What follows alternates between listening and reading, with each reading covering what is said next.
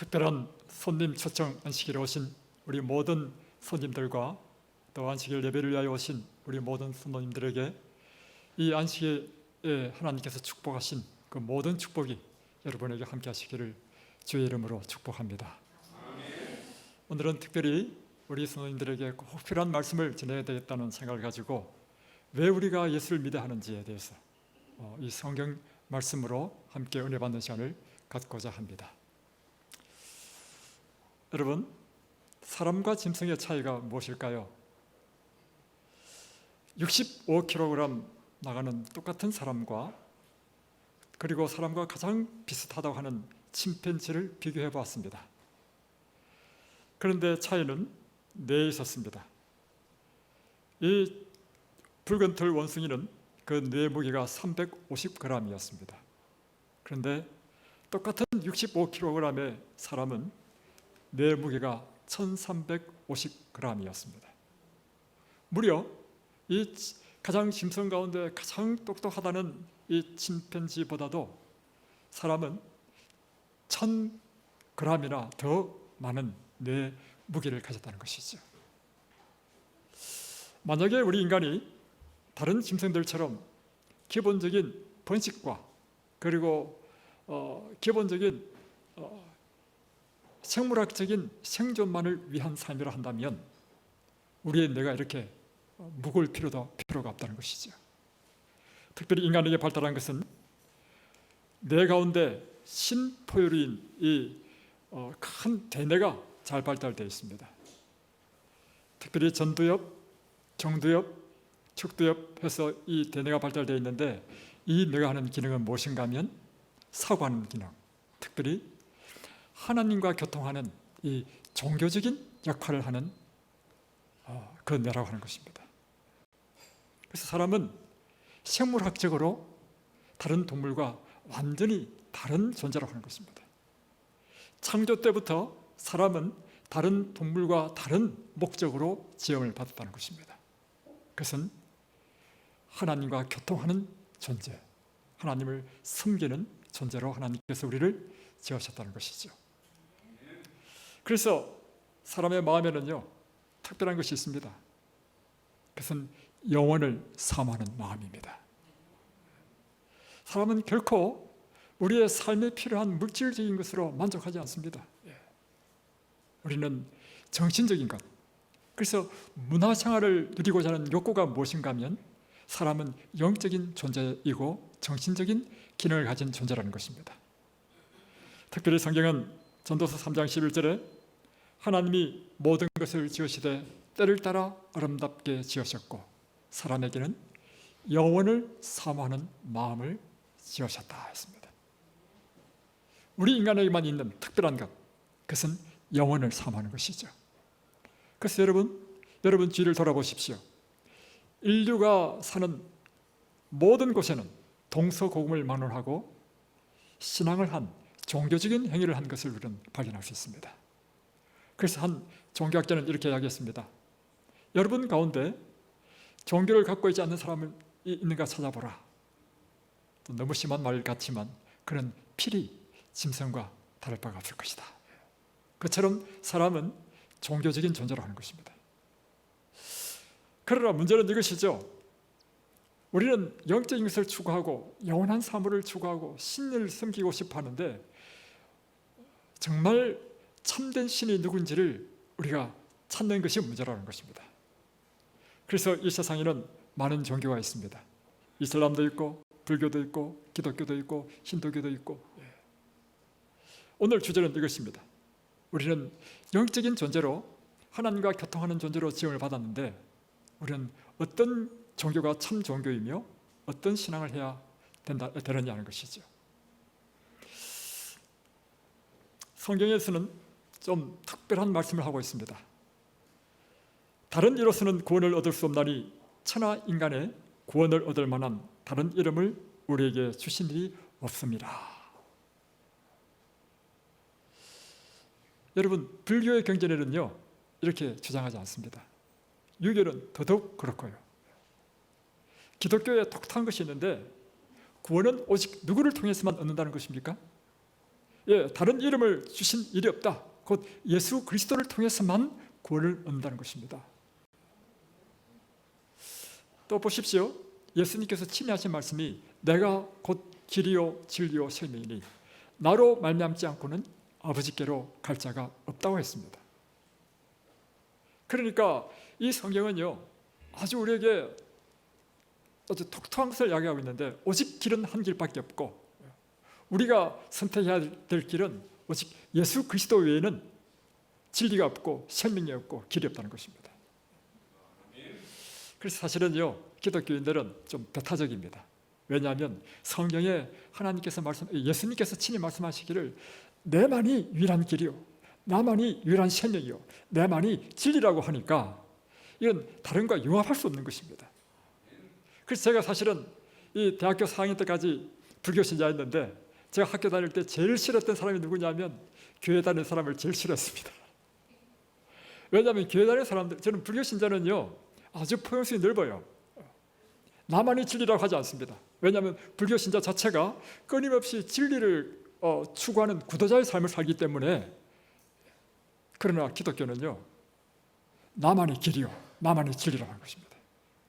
그러니 이 기독교를 믿는 사람은 오직 예수 외에는 다른 길이 없어. 제가 이 기독교를 이해하지 못했을 때는 예수 믿는 사람을 좋아하지 않았습니다. 그런데 이 성경을 통해서 왜 정말 길이요 진리요 생명이신 분은 예수님밖에 없는지를 깨닫게 된 이후에는 이 진리를 다른 사람에게 전해야 되겠다는 사명감에 불타가지고 제가 목사가 됐습니다. 그래서 오늘 저는 왜 예수님만이 유일한 구원의 길인가 하는 이 제목으로 여러분과 함께 이 진리를 선포하려고 합니다. 성경은 이 세상의 시작이 돼서 말해주고 있습니다. 여러분, 어떤 경전을 보십시오. 어떤 경전에도 이 세상이 어떻게 시작됐는지에 대해서 말해주는 경전은 없습니다. 오직 성경만이 창세기 1장 1절에 태초에 하나님이 천지를 창조하시니라. 땅이 혼돈하고 공허하며 흑암은 깊음 위에 있고 하나님의 신은 수면 위에 운행하시니라. 그러면서 3절에 보면 하나님이 가라사대 빛이 있으라 하시매 빛이 있었고 하나님이 보시기에 좋았더라. 하나님께서 빛과 어둠을 나누사 빛을 낮이라 칭하시고 어둠을 밤이라 칭하시니라. 그래서 이 세상의 창조의 역사를 기록하는 것은 이 성경밖에 없습니다. 그리고 하나님께서는 둘째 날에 물을 하늘 위의 물과 궁창 아래의 물로 나누면서 하늘을 지으셨고, 셋째 날에는 물을 한 곳에 모아서 바다와 육지를 만드시고, 그리고 그 육지의 모든 생물들을 창조하신 이야기가 나옵니다. 그래서 하나님께서는 이 세상을 어떻게 창조하셨는지 창세기 1장에 자세하게 기록해주고 있는 것이죠. 그리고 이 창조 사역에 의하면 하나님께서 우리의 삶에 필요한 모든 것을 창조하신 다음에 맨 마지막으로 인간을 창조하셨다는 것입니다. 인간 창조에 대한 기록은 창세기 2장 7절에 있는데, 여호와 하나님이 흙으로 사람을 지으시고 생기를 그 코에 불어넣으시니 사람이 생명이 된지라. 이 생명이라는 의미는요, 살아있는 존재, 리빙 빙이라는 것입니다. 하나님께서 우리의 재료가 무엇이라고요? 그래서 우리 죽으면 어디에 묻죠? 먹는 것도 어디에 소산을 먹습니까? 흙의 소산을 먹고. 우리는 완전히 흙에서 지음을 받았다는 것입니다. 그런데 이 흙에다가 하나님께서 생기를 불어넣어 주신 거예요. 하나님께서 우리에게 호흡을 주시는 동안만 우리는 살 수 있는 것입니다. 하나님께서 우리에게 호흡을 빼앗아가는 이 호흡을 거두시는 순간 우리는, 그래서 의사가 사망 진단들을 어떻게 하는지 아십니까? 호흡 정지예요. 호흡 정지. 그리고 하나님께서는 인간에게 가장 이상적인 환경인 에덴 동산에서 아담을 살게 하셨습니다. 그리고는 하나님께서 그 이전에 모든 피조물들을 만드셨죠. 육축을 만들고 새를 만들고 짐승을 만들고.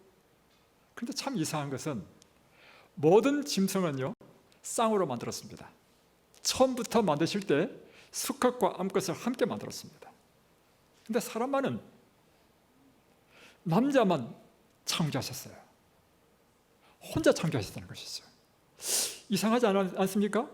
왜 모든 피조물들은 처음부터 창조할 때부터 수컷과 암컷 쌍으로 창조하셨는데 사람만 남자만 창조하시고 그리고 하시는 말씀이 사람이 독참이 좋지 못하니 내가 그를 돕는 배필을 지으리라. 이상하지 않습니까?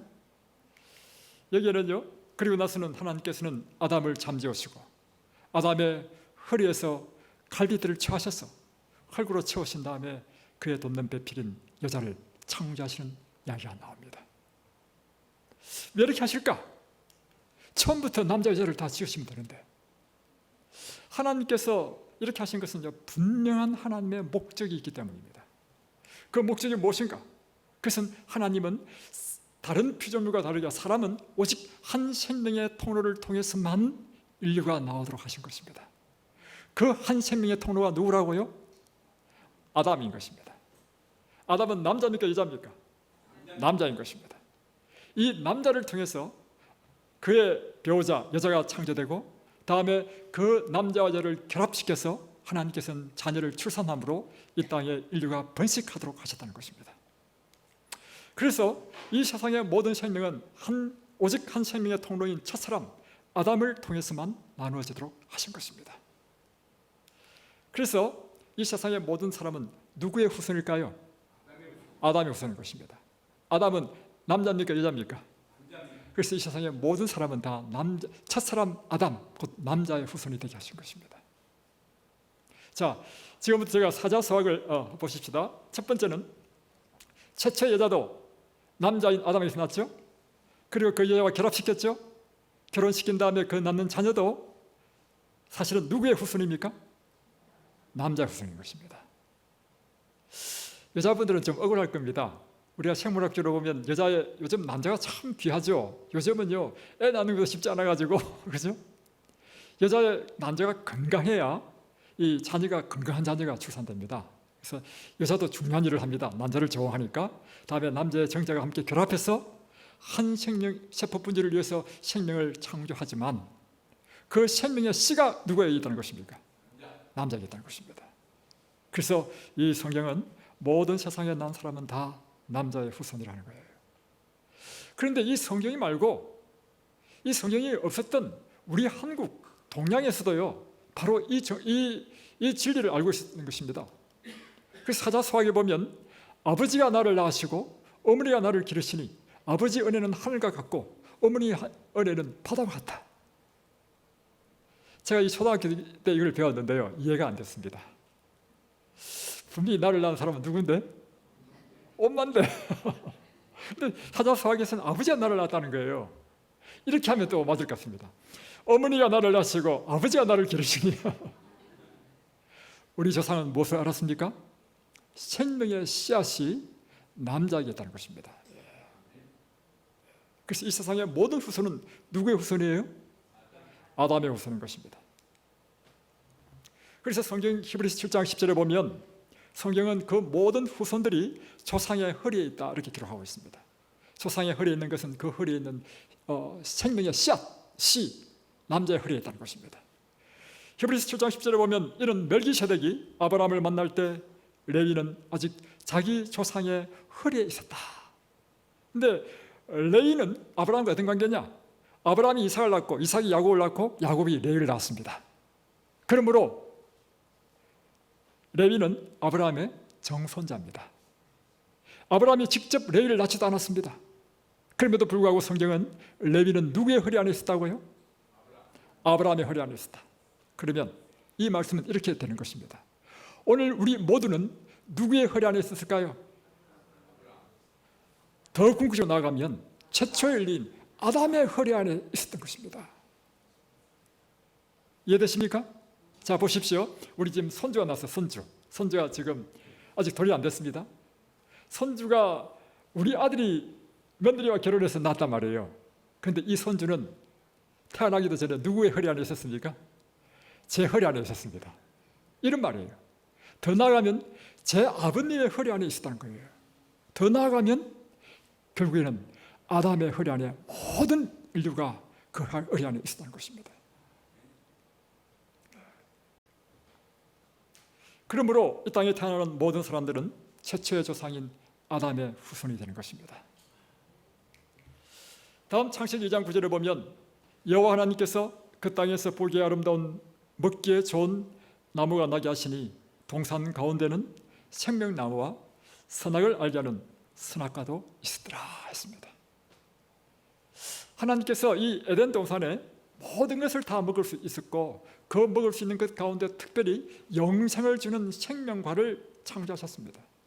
그런데 그뿐만 아니라 먹으면 죽는 선악과도 함께 지으셨다는 것입니다. 그래서 16절 17절에 보면 동산 각종 나무의 실과는 내가 임의로 먹되 선악을 알게 하는 나무의 실과는 먹지 말라. 내가 먹는 날에는 정령 죽으리라. 아니, 먹으면 죽는 이 선악과를 왜 창조하셨을까요? 먹으면 죽는 이 선악과를 아예 동산에 두지 않으셨다면 아담과 하와는 처음부터 범죄하지 않았을 것이 아닙니까?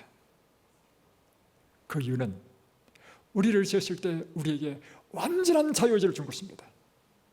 우리가 선을 향하고 악을 향하는 것은 우리의 선택에 달렸다는 것입니다. 우리에게 완전한 선택을 준 것입니다. 오늘도 보십시오. 하나님께서 당신을 믿기를 얼마나 원하시겠습니까? 구원을 얻기를 얼마나 원하시겠습니까? 그러나 하나님께서는 강제하지 않으시고 오늘 여러분들에게 이와 같은 장소로 초청해서 하나님의 말씀을 선포하게 하시고 결국에는 내가 선택하자는 것입니다. 내가 이 말씀에 따라 하나님을 믿기로 선택하든지 내가 선택하지 않는 모든 자유를 우리 모두에게 주신 것, 이것이 바로 동산에 선악과를 두신 목적인 것입니다. 원래요, 힘이 약한 사람은요 다른 사람에게 자유를 줄 수 없습니다. 그러나 힘이 강하면 강할수록 다른 사람에게 자유를 줍니다. 우리가 미성숙하면요 다른 사람을 자꾸 구속해요. 그죠? 근데 우리가 점점 성숙하면 성숙할수록 우리의 자녀에게, 우리가 관계되는 사람에게 자유를 줍니다. 하나님께서는 엄청난 능력의 주님이시기 때문에 우리에게 완전한 자유를 주신 것입니다. 이때 드디어 우리 어떤 일이 일어났죠. 사단 마귀가 뱀에게 들어와서 뱀을 통해서 하와를 유혹합니다. 그리고는 하와에게 이렇게 이야기하고 있죠. 너희가 결코 죽지 아니하리라. 하나님께서 왜 이 선악과를 먹지 않도록 못하도록 하신 줄 아시느냐? 아느냐? 내가 이 선악과를 먹으면 내 눈이 밝아져서 너희가 하나님같이 될 줄 알고 하나님께서 막으셨다. 이 하와가 이 사단의 게임, 결코 죽지 아니하리라, 하나님과 같이 되리라 하는 이 말에 유혹당했습니다. 그리고는 그가 이 금하신 선악과를 딱 먹었습니다. 그리고 그것을 자기와 한 남편에게도 주었습니다.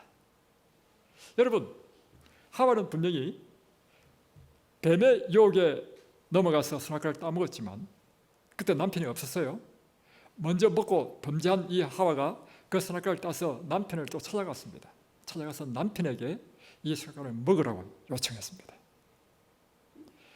아담은요, 그가 이 선악과를 먹은 것은요 먹고 싶어서 먹은 것이 아니라 자기 부인을 너무 사랑했기 때문에 이미 자기 아내가 죽은 존재가 된 걸 알았습니다. 너무 사랑했기 때문에 내 아내가 죽은 존재가 되었다면 나도 함께 죽으려고 그 선악과를 먹은 것입니다. 그래서 그 다음에 보면 하나님께서 이 죄에 대한 저주에 대한 선언이 나오죠. 그래서 여자에 대한 죄 저주가 더 무거운 거예요. 아이를 출산하는 그 고통을 당하게 하고, 아내는 남편을 사모하게 하고. 여러분, 죄는 정말 우리로 하여금 하나님과 같이 되게 하였습니까? 아니요. 죄가 들어온 이 세상은 갑자기 어두워졌습니다. 모든 환경은 달라지기 시작했습니다. 낙엽이 지고, 그리고 짐승들이 사람을 피하기 시작했습니다. 궁극적으로 죄는 이 세상에 죽음을 가져왔습니다. 여러분, 제가 질문해 보겠습니다. 사람이 태어나면 이 태어나서 살다가 젊고 왕성할 때 얼마나 아름답습니까? 청년의 모습은요 아무 옷이나 입어도 아름답습니다. 그래서 젊음이 좋은 거예요. 그런데 그 젊음은 잠깐이고요, 좀 더 세월이 지나면 늙고 병들고 결국에는 죽는단 말이에요. 여러분, 사람이 태어나서 이렇게 늙고 죽는 것이, 병들고 죽는 것이 이게 정상입니까? 비정상입니까? 하도 이 모습을 많이 보니까 이제 이 비정상이 정상이 돼가지고 사람들은 의뢰이 태어나면 죽는다고 생각하는 것입니다. 그러나 생각해 보십시오. 하나님께서 우리를 창조하셨는데 어떻게 우리를 태어나서 한 120년 살다가 100년도 못 살죠. 요즘 한 80년 살다가 그래도 병들고 고통당하다가 그 늙은 모습, 그 쫄쫄한 모습으로, 그 추악한 모습으로 죽는다는, 이것이 과연 하나님이 우리를 창조하신 작품이란 말입니까? 아닙니다, 여러분. 사람은요, 내 능력대로 창조하도록 되어 있습니다. 하나님은 완전하신 분이시기 때문에 우리 인간을 완전하게 창조하셨습니다. 처음부터 아름답게 창조하셨고요, 완전한 모습으로 하나님의 형상을 따라, 그리고 영원한 생명을 얻도록 우리를 창조하셨다는 것입니다. 이 세상에 우리에게 늙음과 병듦과 죽음을 가져온 것은 죄가 가져온 것입니다. 그래서 그 죄를 해결하는 것이 우리 인생의 최고의 문제인 것입니다. 그래서 진정한 종교는 죄 문제를 해결할 수 있는 종교가 진정한 종교인 것입니다. 진정한 종교란 우리의 삶 가운데 죽음을 해결할 수 있는 종교가 참 종교인 것입니다. 여러분, 그래서 진정한 종교는요, 우리에게 도덕적으로 훌륭한 것을 가르치는 차원, 이것은 도덕가에 불과한 것입니다. 신앙은요, 종교는 그 이상의 것입니다. 그것은 죽을 수밖에 없는 우리 인생에게 영원한 생명을 주는 종교가 참 종교인 것입니다. 우리의 죄를 해결할 수 있는 그 종교. 자, 보십시다. 아담이 여자 위에 한 생명도 낳기 전에 자신을 하나님의 생명에서 끊어버렸다. 저는 사망이죠. 아담이 범죄함으로 그 허리 안에 있는 모든 인류가 다 사망이 되어버린 것입니다. 자, 여러분에게 한번 보여드리겠습니다. 여러분에게 실물 교훈으로 보여드리기 위해서 제가 우리 집에 있는 장미를 잘라봤습니다. 자, 보십시오. 오늘 아침에 잘라온 것입니다. 이 장미가 살았습니까? 죽었습니까? 죽었습니다. 왜 죽었죠? 제가 이걸 자를 때는요, 모래 이렇게 다 모니 맺혀 있었단 말이에요. 그런데 벌써 요 시간 동안에 쫙 피었습니다. 보십시오. 우리도 애기로 태어나잖아요. 애기로 태어나가지고 청년 때까지는 쫙 이 꽃 피듯이, 저는 우리 딸을 볼 때마다 감탄합니다. 너무 예뻐서. 죄송합니다. 우리 인생이 그렇단 말이에요. 그래서 보면 막 피어날 때는 살아있는 것 같아. 그러나 결국에는 이 꽃이 어떻게 되죠? 시대를 준단 말이에요. 그러니까 이 꽃이 살았다 하기도 곤란하고 죽었다 하기도 곤란한데, 궁극적으로 표현하면 죽은 이유는 생명의 근원에서 잘려버렸기 때문에 죽은 존재입니다. 우리 인생이 죽은 존재인 이유는 생명의 근원인 하나님과 죄로 인해서 끊어져 버린 것입니다. 그래서 여러분, 우리 인생의 문제는요, 생명의 문제예요. 생명의 문제.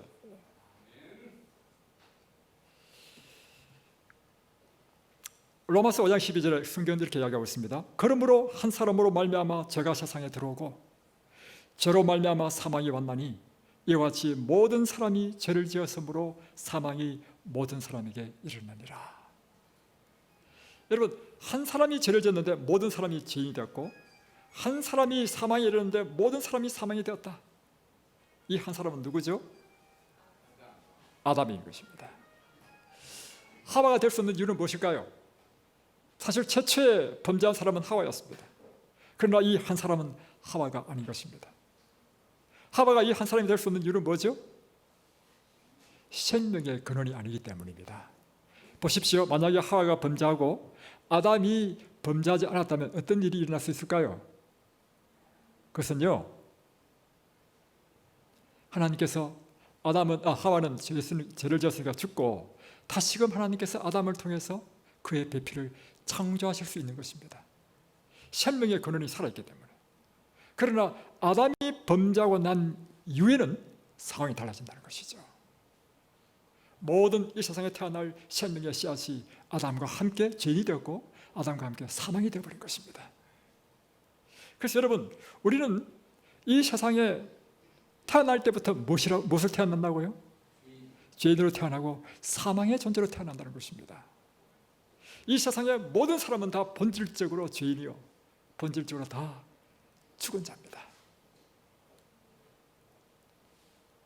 살아있지만 우리가 본질적으로 다 죽은 존재라는 거예요.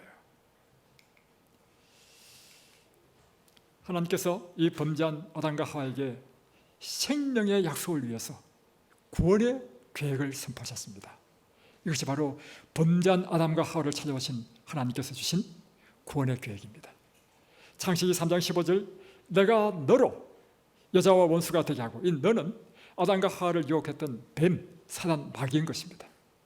이 너는 바로 최초에 범죄한 여자죠. 그래서 여자와 이 사단은 원수가 될 것이다. 또 그 뱀의 후손도 여자의 후손과 원수가 되게 하리니 여자의 후손은 뱀의 머리를 상하게 할 것이요 너는 그의 발꿈치를 상하게 할 것이니라. 이게 하나님께서 범죄한 인류에게 주신 구원의 계획인 것입니다. 이게 바로 복음이에요. 여기서 말하는 너는 사단 마귀고요, 너 여자는요, 상징적으로 이 여자는 하나님의 백성입니다. 하나님의 백성은 끊임없이 사단의 공격 대상이 될 것이다. 역사를 보십시오. 역사를 통해서 계속해서 일어난 것은 이 세상은 하나님의 백성을 핍박했습니다. 그 핍박한 것은 곧 사단의 대리자들이 핍박한 것이죠. 그래서 여기 보면 너의 후손, 뱀의 후손도 여자의 후손과 원수가 되려 할 것이다. 할 때 이 여자의 후손은 하나님의 백성의 무리 가운데 그 계통을 통해서 하나님께서 메시아를 탄생시킬 것이다 하는 것이에요. 그 메시아가 뱀의 머리를 사용할 것이다. 사단의 권세를 깨뜨리시고 우리를 죄에서부터 구원하실 것이라는 약속을 주신 것입니다. 그래서 이 여자의 후손은 첫 번째는 하나님의 백성들, 구약시대는 하나님의 백성이 이스라엘이었습니다. 이스라엘 족속에서 한 사람이 태어날 것이다. 이 후손은 남성 명사, 이 히브리 단어는요, 그것이 복수인지 단수인지 남성인지 여성인지 또 구분되어 있어요. 이 후손은 씨라고 하는 의미고 그것은 남성 명사이고 단수입니다. 그러니까 한 남자가 태어날 것이다. 그래서 이스라엘 백성들은 이 메시아의 정신으로, 메시아에 대한 약속으로 끊임없이 메시아가 오실 것을 기다린 것입니다. 이게 바로 이스라엘의 메시아 사상인 것입니다. 또 한 의미는 이 세상의 모든 후손은 다 누구의 후손을 했죠? 남자 아담의 후손이죠. 그런데 아담의 후손은 우리의 메시아가 될 수 없는 것입니다. 그 이유는 죄를 지었고 사망의 존재가 되어버린 것입니다. 그래서 아담의 씨로 태어난 모든 사람은 태어나면서부터 죄인이요 사망의 존재예요. 그러므로 아담의 남자와 결합해서 태어난 사람은 어떤 사람도 우리의 메시아, 우리를 구원하실 분이 되실 수 없다는 것입니다. 그러므로 여기서 말하는 여자의 후손은 남자와 함께 결합하지 아니하고 남자의 씨 없이 여자 혼자서 잉태 생산해서 탄생할 한 사람이 있을 텐데 이 사람이 곧 우리를 죄에서 구원하실 메시아라고 하는 것입니다. 우리의 메시아는 오직 남자와 결합하지 아니하고 여자에게서 잉태 생산할 한 분.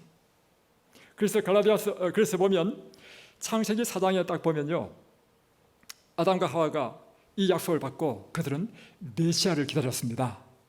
그래서 그들이 첫 아들을 낳았습니다. 첫 아들을 낳았을 때 그들이 그 아들의 이름을 지었는데 가인이라 지었어요. 이 가인이라는 의미는 무엇인가 하면 내가 여호와로 말미암아 덕남하였다는 것입니다. 그러니까 이 말씀이 뭐냐면 바로 하나님께서 약속하신 메시아라고 그런 기대된 거예요. 기대. 누구에게서? 가인에게서. 그러나 성경은 뭐라고 표현하냐면 하와와 동침하여 해서 동침하여. 남자와 여자와 동침해서 난 이 가인은 결코 우리의 메시아가 될 수 없는 것입니다. 그래서 가만히 보니까 하는 것이 죄인이에요. 아, 이게 여자의 후손이 아니구나, 남자의 씨구나. 그래서 다시 둘째를 출산했을 때 아벨을 낳았죠. 둘째를 출산했을 때는 이름을 다르게 지었습니다. 아벨이라 지었습니다. 아벨은 뜻이 뭐냐? 헛것이다. 이것도 아니다. 왜? 우리가 기대했던 그 메시아가 아니라는 것입니다. 왜요? 남자와 여자가 결합해서 난 자녀는 우리의 메시아가 될 수 없다는 것이죠. 갈라디아 4장 4절에 보면 때가 참에 하나님이 그 아들을 보내사 여자에게서 나게 하시고, 하나님께서 약속하신 그 메시아를 주셨는데, 이 메시아에 대한 성경의 기록은 때가 참에 하나님께서 약속하신 때가 되니 하나님께서 그 약속하신 아들을 보내셨는데, 어디에서 보내시냐면 여자에게서 나게 하셨다. 이 표현은요, 단순하게 여자가 출산했다는 의미가 아니고 바로 약속했던 남자의 씨가 아닌 여자 혼자 잉태 생산한, 그래서 여자의 후손이라 하는 그 아들을 낳았다는 것입니다. 여러분, 좀 제 설명을 이해하시겠습니까? 예. 그래서 이 사상을 이해하면 이 여자에게서 낳았다는 것이 단순히 여자가 출산했다는 것이 아니고 남자의 씨가 아닌, 그래서 사복음서에는요 끊임없이 예수님이 동정녀 마리아에게서 탄생했다는 것을 계속해서 반복하고 있습니다. 동정녀 마리아에게서 탄생해야만이 이분이 여자의 후손, 약속한 메시아가 될 수 있기 때문인 것입니다. 마태복음 1장 18절에 보면 예수 그리스도의 나심은 이러하니라. 그 모친 마리아가 요셉과 정혼하고 동거하기 전에 성령으로 잉태된 것이 나타났더니, 이 성경절에서 가장 중요한 단어가 무엇일까요? 예, 동거하기 전에.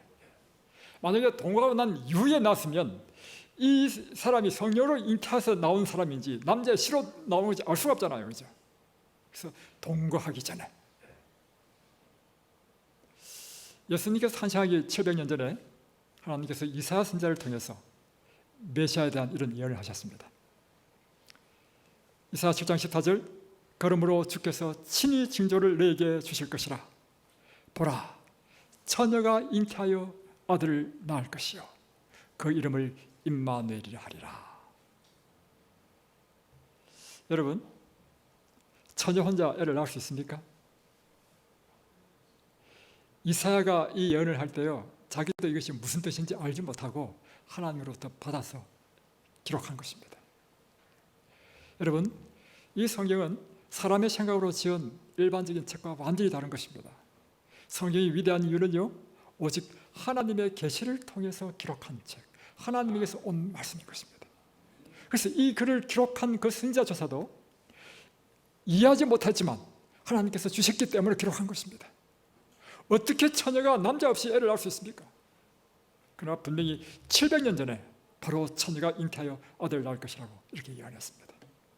그리고는 이사야는 9장 6절에 이렇게 처녀가 잉태해서 아들을 낳은 이 아이의 신분이 무엇인지를 이렇게 설명했습니다. 이는 한 아기가 우리에게서 낳고 한 아들을 우리에게 주신 바 되었는데 그 어깨는 정사를 메었고 그 이름은 기묘자라 모사라 전능하신 하나님이라. 영존하시는 아버지라, 평강의 왕이라. 그러니까 처녀가 애를 낳을 텐데 이 아이가 사람으로 왔지만 사람이 아니고 누구라는 것입니까? 전능하신 하나님이라고요. 하나님. 이사야가 이걸 이해를 했을까요? 제가 생각할 때는 이사야는 이걸 이해를 하지 못하고 하나님께서 주셨기 때문에 기록했다고 저는 믿습니다. 이 연 그대로 예수님께서 육신으로 오셨습니다. 자, 보십시오. 예수님의 생애를 기록한 것이 사복음서입니다. 마태, 마가, 누가, 요한복음이죠. 이 사복음 가운데 가장 마지막으로 기록된 것은 요한복음입니다. 요한은 이 요한복음을 쓸 때가 나이가 100세가 될 때 썼습니다. 100년 동안이나 그는 예수님이 어떤 분이신지를 직접 경험하고 나서 예수님은 이런 분이시다 라고 기록한 것이 요한복음입니다. 여기 보면 태초에 말씀이 계시니라. 이 말씀이 하나님과 함께 계셨으니 이 말씀은 곧 하나님이시니라. 그래서 여러분, 성경은요 우리에게 아주 높은 지력을 요구합니다. 잘 보십시오. 태초에 하나님의 말씀이 계셨다는 것입니다. 그런데 이 말씀이 누구와 함께 있었다고요? 아버지와 함께, 하나님과 함께 있었다는 것입니다. 그런데 이 말씀이 또 누구라고요? 하나님이라고요. 그럼 하나님 몇 분이 계셔요? 2분 계시죠? 여기에 또 한 분이 또 더 있어요. 고린도후서 13장 13절에 보면 하나님의 아버지의 사랑과 아들 예수 그리스도의 은혜와 성령의 교통하심이 너에게 영원토록 함께할지어다. 그래서 아버지 하나님과 이 말씀 하나님과 성령 하나님, 그래서 하나님은 세 분이시고 이 세 하나님이 그 본질과 목적에서 완전히 하나 되신 것, 이것이 바로 삼일체인 것이죠. 삼일체. 자, 그 다음 보겠습니다. 좀 말씀이 좀 어려우시더라도 한번 잘 이해하려고 한번 따라오십시오. 그는 누구죠? 말씀 하나님.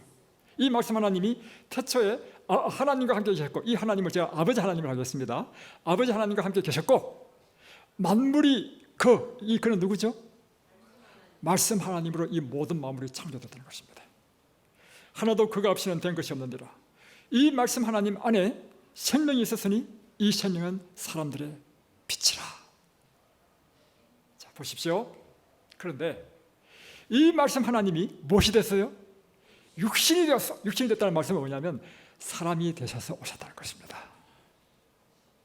그분이 누구시라고요? 예수님이시라고요. 동정녀 마리아에게서 잉태되어서 오신 분,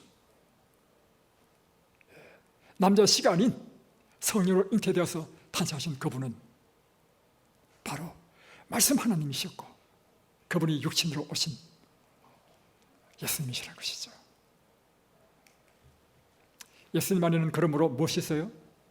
그분은 생명이 있어요. 생명. 이 모든 세상 만물을 이 말씀 하나님이신 그분이 창조하셨습니다. 그래서 여러분, 사복음서에 보면 예수님께서는 말씀만 하시면 뭘 하실 수 있어요? 죽은 자도 살리고, 심지어 폭풍까지도 예수님께서 폭풍아 잠잠하라 하면 폭풍이 순종하는 것입니다. 그 이유는 이 예수님은 바로 말씀 하나님 자신이기 때문에. 예수님이요, 길을 가다가 한 청년을 불렀습니다. 그를 제자로 부른 거죠. 그때 이 청년이 이야기하기를, 주님, 지금 제 아버님이 지금 미독하신데 제 아버님이 돌아가시고 난 다음에 주님을 쫓겠습니다 했어요. 그때 예수님께서 하신 유명한 말씀이 있습니다. 잘 보십시오. 예수께서 가라사대 죽은 자들로 저희 죽은 자를 장사하게 하고 너는 나를 쫓아라. 자, 여러분, 죽은 자들이 죽은 자를 장사할 수 있습니까? 장사는 누가 합니까? 산자가 죽은 자를 장사하죠. 그럼 앞에 이 죽은 자들은 누구? 뒤에 있는 죽은 자는 누굽니까? 뒤에 있는 죽은 자는 진짜 죽은 사람이고, 앞에 있는 죽은 자들은 이 진짜 죽은 사람을 장사하는 그 사람들도 예수님께서 보실 때는 다 뭐예요? 죽은 자라고 하는 것입니다. 왜요? 남자의 씨로 태어난 모든 사람은 아담의 허리 안에서 다 죽은 자이기 때문입니다. 남자 허리에서 태어난 모든 사람들은 다 죄인이고 사망의 존재라고 하는 것입니다. 또 보겠습니다. 요한복음 5장 25절에 보면 예수님께서 해변에 계실 때 수많은 무리들이 모였습니다. 왜냐하면 그분은 능력이 있으신 분이시고, 그분의 말씀은 은혜로 오신 것이고, 어떤 병이든지 그분에게만 오기만 하면 다 고침을 받았기 때문에. 그때 예수님께서 그 무리를 향해서 하신 말씀이 이 말씀을 하셨습니다. 진실로 진실로 너에게 이르노니 죽은 자들이 하나님의 아들의 음성을 들을 때가 오나니 곧 이때라. 듣는 자는 살아나리라. 여러분, 죽은 자들이 하나님의 아들의 음성을 들을 때, 이 죽은 자들은 누구를 이야기하고 있죠? 살아서 예수님의 말씀을 듣는 모든 사람들을 예수님께서는 너희들은 다 죽었어. 다 죽은 자야. 왜요? 아담의 허리 안에, 우리의 책임과 관계없이 아담이 범죄할 때 아담의 허리 안에서 모든 인류는 다 죄인이 되었고 사망의 존재가 된 것입니다. 그래서 예수님께서 오늘 내 말을 듣는 자는 살아나리라. 여러분, 기독교 종교는요, 우리에게 도덕적인 것을 가르치는 그 이상입니다. 기독교 종교는 죽은 자에게 생명을 주는 것이 기독교 종교예요. 보십시오. 야이로 딸이 죽었습니다. 예수님께서 가셔서 사람들이 비웃었어요. 왜냐하면 지금 죽었는데 지금 예수님이 뭐 하냐 이거죠. 그때 예수님께서 사람들을 다 보내고 야이로 딸의 손을 잡았습니다. 딸아, 일어나라. 죽은 자가 살아났어요. 왜 이런 일이 가능하죠? 예수님 안에 무엇이 있기 때문에? 생명이 있기 때문에. 여러분, 우리가 예수를 믿는 이유는요, 예수님이 공자나 석가처럼 그런 위대한 어떤 가르침을 했기 때문에 믿는 게 아닙니다. 여러분, 첫 번째 믿는 이유는요, 그분 안에 생명이 있기 때문에 우리가 그분을 믿는 것입니다. 그분을 믿으면 우리 죽을 자가 영생을 얻기 때문에 믿는 것입니다. 이제 이번에는 이제 죽은 청년이 장지로 묻기 위해서 이제 운반 중에 장례 행렬 중에 있었습니다. 나인승의 과부의 아들이었죠. 이 과부가 얼마나 슬피 우는지 예수님께서 이 장례를 멈추었습니다. 그리고 이 아들의 관뚜껑을 열었습니다. 죽은 자에게 명하기를 청년아 일어나라 했습니다. 죽은 자가 일어났어요. 살아났습니다. 왜 이런 일이 가능하죠? 예수님 안에 무엇이 있기 때문에? 생명이 있기 때문에. 기억하십시오. 기독교 종교는요, 생명의 종교예요. 오늘 우리에게 첫 번째 필요한 것이 무엇이냐면, 이 죽은 이 꽃처럼 꽃 같은 우리 인생의 첫 번째 필요한 것이 뭐냐면 생명과 연결되는 것입니다. 우리가 예수를 믿는다는 의미는 죽은 우리가 생명과 연결되어서 다시금 살아있는 존재가 된다는 의미인 것입니다. 이번에는 죽은 지 4일이 지나서 썩는 냄새가 난다 했습니다.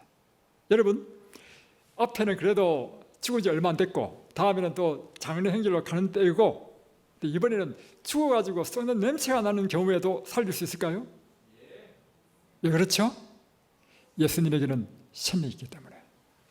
그래서 썩는 냄새가 난다이다 할 때 예수님께서 하신 말씀이 그거죠. 나를 믿는 자는 죽어도 살겠고 돌을 옮기라. 그 무덤을 향해서 예수님께서 외치기를 나사로야 나오라. 죽은 나사로가 나오는 거예요. 여러분, 우리가 예수를 믿는 이유는 단 한 가지입니다. 그분에게 무엇이 있기 때문에? 생명이 있기 때문에. 생명. 그래서 성경은 이렇게 이야기하고 있죠. 아담 안에서 모든 사람이 죽은 것 같이. 맞죠? 아담 한 사람 안에서 모든 사람이 다 죽었죠. 그처럼 한 분 예수 그리스도 안에서 모든 사람이 생명을 얻으리라. 하나님께서 이 복음의 원리 때문에 사실은 사람을 창조하실 때는 쌍으로 처음부터 창조하지 않으시고 아담 혼자만 창조하신 것입니다. 모든 생명이 그 아담에게서 다 나오도록 하신 것입니다. 이 원리 때문에 예수님 한 분 안에서 우리는 다시 살 수 있도록 하기 위해서. 이해되십니까? 요한복음 11장 25절 26절에는 나는 부활이요 생명이니 나를 믿는 자는 죽어도 살겠고 살아서 나를 믿는 자는 영원히 죽지 않으리라. 오늘 우리는 예수를 믿죠. 살아서 우리 예수를 믿죠. 영원히 죽지 않을 것입니다. 그것은 육체적인 죽음을 의미하는 것이 아니라 영원한 부활이 있고 영생이 우리에게 약속됐다는 것입니다. 스가모니, 공자, 마호메트 이런 분들이 우리의 구주가 될 수 없는 이유가 무엇입니까? 그분의 가르침은요 참 훌륭합니다.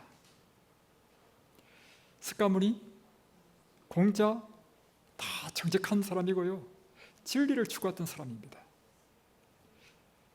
그들의 가르침은요 보십시오. 색적시공, 공적시색 대단한 깨우침입니다. 여러분, 과학이 발달하면서 그 스가모니의 그 외침이 증명됐습니다. 다시 표현하면 보이는 것은 보이지 않는 것이요 안 보이는 것은 보이는 것이다.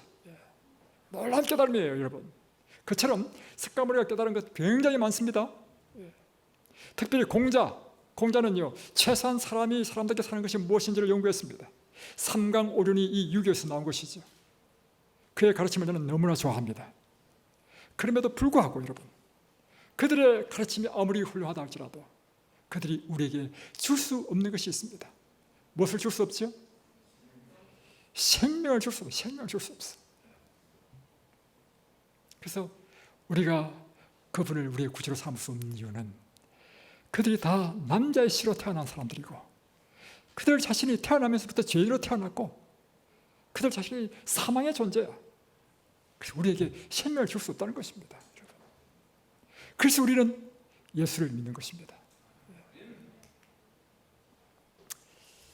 예수님, 그분이 탄생하기 전에 1000년 전에 그분의 삶에 대해서 다 연대져 있습니다. 그가 태어날 장소는 베들레헴 에브라다이다. 미가서 5장 2절. 그가 태어나기 전 600년 전에 이미 연대져 있고, 또 그가 천역에서 잉태에서 태어날 것이라고 700년 전에 연대져 있으며, 또 600년 전에 스가랴를 통해서 그의 제자가 은 30냥에 그를 팔 것이라고 연대져 있고, 1000년 전에 다윗은 이 구세주가 손과 발에 못이 박혀서 십자가형을 당해서 죽을 것이라고 연대져 있습니다.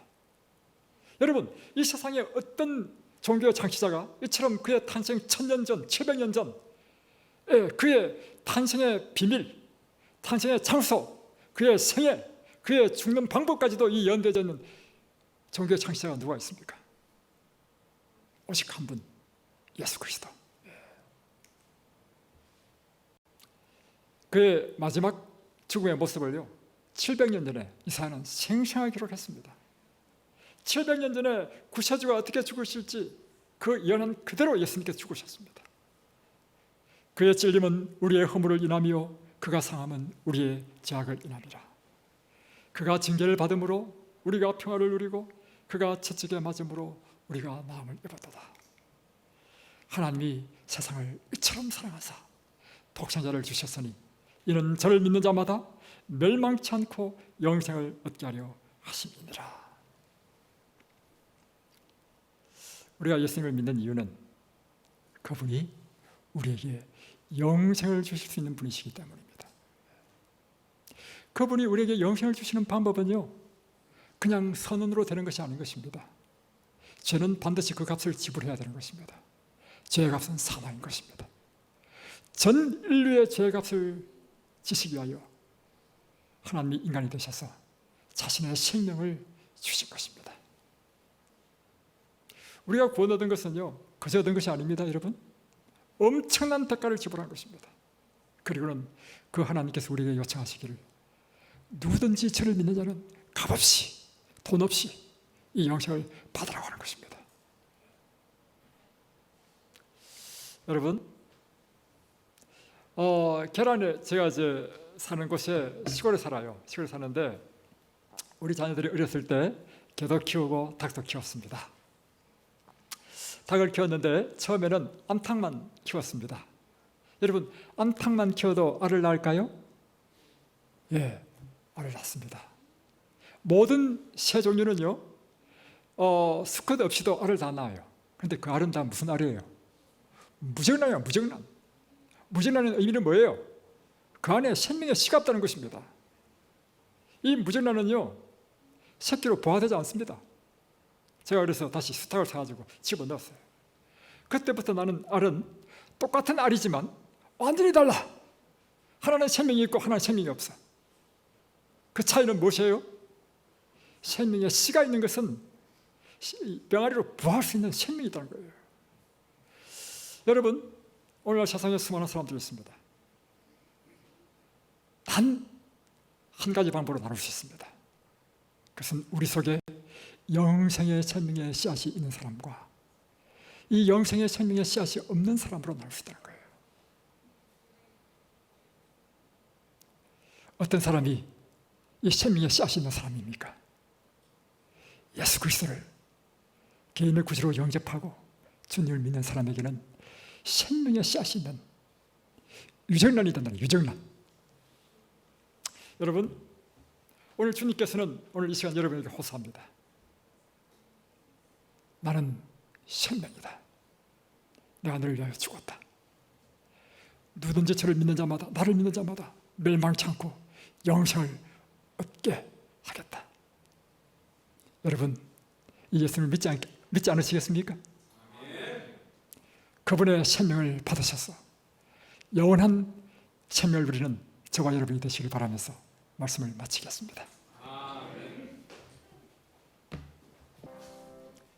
하나님께서 우리를 얼마나 사랑하시는지, 당신의 아들 독생자까지 주시기까지 우리를 사랑하신 그 사랑, 오늘 주님께서 우리를 그 사랑으로 초청하실 때 우리의 생명 되시고 우리의 영생이 되시는 그분을 개인의 구주로 영접하는 저희들 모두가 되도록 도와주옵소서. 예수 그리스도 이름으로 간절히 기도드립니다. 아멘.